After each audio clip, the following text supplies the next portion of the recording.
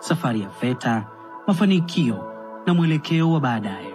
Ufundi stadi ni nguzo muhimu ya maendeleo ya taifa lolote, na Tanzania haiko tofauti. Katika kipindi cha zaidi ya miaka 50, elimu na mafunzo ya ufundi stadi imekuwa mhimili muhimu katika kukuza uchumi na kuboresha maisha ya watu. Lakini safari hii haikuwa rahisi. Enzi za ukoloni, elimu ya ufundi stadi ilikuwa ya kutumika kutengeneza nguvu kazi ya kujenga uchumi wa kikoloni. Lakini baada ya uhuru, tuliingia katika enzi mpya ya kujenga taifa letu. Mwalimu Julius Nyerere alisisitiza umuhimu wa elimu ya ufundi stadi kwa maendeleo ya watu wote. Katika harakati za kujenga taifa, Tanzania ilianza kuwekeza katika mfumo wa elimu ya ufundi stadi. Na mwaka 1975, mfumo wa kiserikali wa usimamizi wa elimu na mafunzo ya ufundi stadi ulianzishwa. Lakini hatua ya muhimu ilifanyika mwaka 1994 pale mamlaka ya elimu na mafunzo ya ufundi stadi VETA ilipoanzishwa. VETA ilikusudia kuboresha utoaji wa elimu na mafunzo ya ufundi stadi, kuhakikisha inakidhi mahitaji ya soko la ajira na kuleta mabadiliko makubwa katika jamii na uchumi wa taifa. Ilichukua jukumu la kuratibu, kurekebu, kutoa na kugharamia mafunzo ya ufundi stadi kwa wingi na ubora. Katika miaka 30 ya VETA, mafanikio ni makubwa. Vyuo vya VETA vimeongezeka kutoka 14 mwaka 1995 hadi vyuo 80 mwaka 2025. Na vyuo vipya vinaendelea kujengwa kwenye kila wilaya Tanzania. VETA sasa tutakuwa kama sisi VETA na vyuo vyetu tutatoka kwenye vyuo 80 na kufika vyuo 145. Sasa haya yote tunasema ni mafanikio, na hususan tukijaribu kwenda kutizama kwenye serikali ya awamu ya 6 inaongozwa na Mheshimiwa Dr. Samia Suluhu Hassan imeweza kwenyewe kuhakikisha kwamba takriban bilioni 170 zimetolewa katika ujenzi na katika kufanya maboresho ya vyuo vya ufundi stadi hapa nchini. Idadi ya wahitimu wa VETA pia imeongezeka kwa kasi kutoka 1940 mwaka 1995 hadi 83,974 mwaka 2025. VETA sasa ina stadi 89 za mafunzo ya ufundi stadi ikilinganishwa na fani 28 tu za wakati huo. VETA imeweka mkazo pia katika kukuza ubunifu. Mashindano ya kitaifa ya sayansi, teknolojia na ubunifu MAKISATU yameshuhudia idadi kubwa ya wabunifu walioibuliwa kutoka kwenye vyuo vya VETA na mfumo usio rasmi. Ubunifu wao umechangia katika kutatua changamoto za kijamii na kiuchumi. VETA imegusa makundi mengi na kuchangia kukua kwa sekta nyingi. Sekta isiyo rasmi imeimarishwa kupitia mpango wa mafunzo wa kukuza ujasiriamali INTEP. Kupitia mpango huu, jumla ya wajasiriamali 17,811 wamepatiwa mafunzo. Mafunzo kwa kushirikiana na sehemu za kazi kupitia programu ya wanagenzi pacha DAT na mafunzo jumuishi ya ufundi kwa sekta ya madini IMTT zimenufaisha zaidi ya vijana 2,754 tangu kuanzishwa kwake, na zimewezesha waajiri kupata nguvu kazi yenye ujuzi unaoendana na mahitaji yao. Pia mpango wa kuboresha ujuzi kwa wafanyakazi makazini SEP umezinufaisha kampuni 195 kwa kuwajengea uwezo wa wafanyakazi wao. VETA pia imefanya kazi kubwa kutambua mchango wa mafundi stadi waliopata ujuzi bila kupitia mafunzo rasmi. Mpango wa utambuzi na urasimishaji ujuzi uliopatikana nje ya mfumo rasmi wa mafunzo RPL umewezesha zaidi ya mafundi 23,460 kurasimisha ujuzi wao, ikiwemo wafungwa waliopo magerezani. VETA imetoka mbali. Na VETA imetoka mbali kwa sababu ya mambo mbalimbali ambayo imekuwa ikiyafanya katika nchi hii, katika kutoa mafunzo mbalimbali yanayohusu ujuzi na katika kuwasaidia Watanzania ambao wanapita katika mikono yake kuweza kupata ujuzi na kuweza kufanya kazi mbalimbali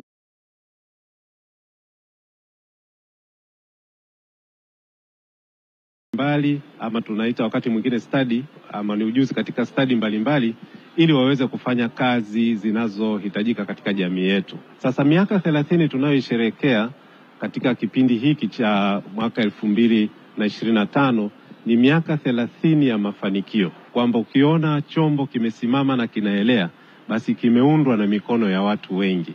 kwamba mimi najivunia kusimama kwenye mabega ya watu wengi na kuleta haya mafanikio ambayo tunayazungumzia.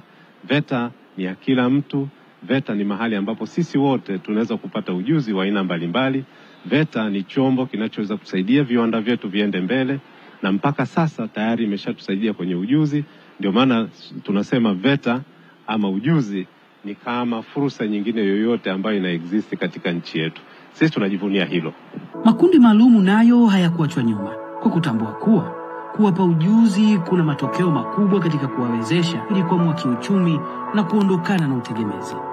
VETA inajivunia mafanikio haya. Lakini hatuishii hapa. Kwa mwelekeo wa baadaye, VETA imejipanga kutoa mafunzo yatakayopelekea wahitimu kupata tunuku za kimataifa, kushirikiana na viwanda na mafundi mahiri katika kutoa mafunzo na kupanua fursa za ajira. VETA inatafuta kukuza na kuongeza ushirikiano na viwanda ili kuhakikisha mafunzo yanakuwa na manufaa makubwa kwa sekta za uchumi na kuendana na maendeleo ya kiteknolojia. Sisi tunaangalia mbele. Tunataka kwenda juu zaidi kuliko tulikotoka. Tunajivunia tulikotoka, lakini hatutaki kuridhika. Tunataka kwenda mbali zaidi. Ndio maana tuliwaambia VETA waimarishe zaidi mahusiano na viwanda na wazalishaji wengine wa bidhaa ambazo zinahitaji ujuzi unaofundishwa katika VETA. Tunaadhimisha mafanikio haya makubwa ya miaka 30 ya VETA, lakini pia tunaangalia mbele kwa matumaini. Mwelekeo wetu ni kuona elimu ya ufundi stadi ikichangia kwa nguvu zaidi katika maendeleo ya jamii, ubunifu na uchumi wa taifa letu. Kwa pamoja, VETA na wadau wake wanaendelea kutimiza lengo kuu la kuhakikisha kuwa kila Mtanzania anapata ujuzi wa ufundi stadi. Lakini sasa hivi tunaendelea kujenga VETA na mkoa huu, kila wilaya ina VETA. Lengo wako vijana wanahitaji kuwa mafundi, waanzishe makampuni yao, waendelee kutumikia na kuhudumia wengine, waweze kulipwa na huduma hiyo. Tunapeleka pale ili muweze kujifundisha umeme, cherehani, lakini pia kompyuta, ushonaji,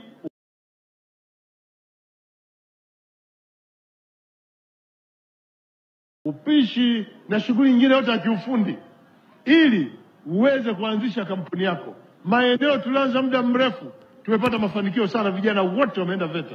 Ili kuwa na taifa lenye nguvu linaloweza kukabiliana na changamoto za dunia ya kisasa.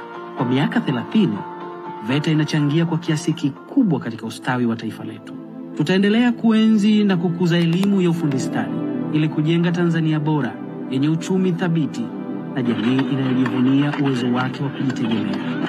Tunazungumzia tatizo la kutokuwa na ajira. Tunasomesha watoto lakini hawana ajira.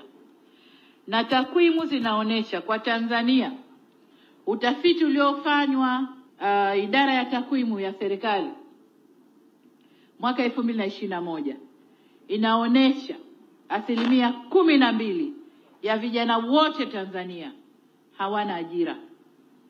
Inaweza kuwa zaidi ya hapo, lakini huu ni utafiti. Ni 12%. Sasa 12% kwa vijana wa Tanzania ni vijana wengi mno. Wengi mno kwa sababu idadi ya watu wa Tanzania wengi ni vijana kuliko watoto, kuliko wakubwa. Kwa hiyo kazi yetu sasa ni kuhakikisha 12% tunaijengea uwezo, tunaipa ujuzi ili iweze kujiajiri na iweze kuajiriwa. Hii ni hadithi ya mafanikio, hadithi ya VETA, hadithi ya maendeleo ya taifa letu. Sasa tunatazama mbele. Ungana nasi katika kuandika historia ya miaka mingine ijayo. Kuna fursa tele katika ufundi stadi.